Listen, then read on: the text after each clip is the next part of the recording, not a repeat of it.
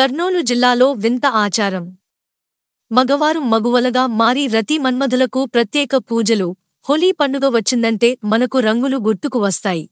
అయితే కర్నూలు జిల్లా ఆదోని మండలం సంతేకుళ్లూరు గ్రామంలో మాత్రం ఈ హోలీ పండుగను విచిత్ర వేషధారణలతో మగవారు ఆడవారి వేషధారణలో అలంకరించుకుని రతి మన్మధులకు పూజలు జరుపుకొని మొక్కులు తీర్చడం ఇక్కడ వారి సంప్రదాయం.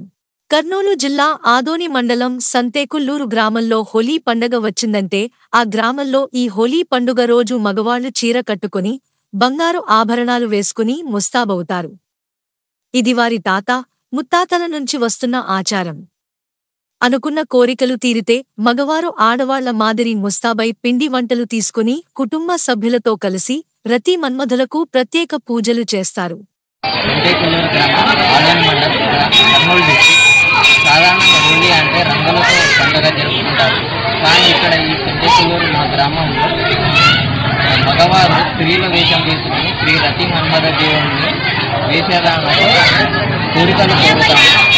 ఈ దేవుడు మా కోరికలన్నీ తీరుస్తాడని, మా గ్రామాన్ని చాలా చల్లగా చూస్తాడని, వ్యాపారంలో కానీ ఆరోగ్యంలో కానీ చదువులో కానీ ఉన్నతంగా ప్రధాన స్థానాన్ని చేరుస్తాడని నమ్ముతాము.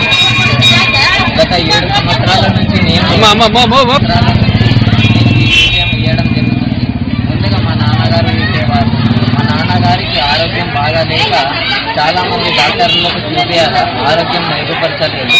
అందువల్ల మా తాతగారు ఈ వేషం వేయాలని మా నాన్నగారికి చెప్పడంతో ఆయన ఈ వేషం వేయడం జరిగింది.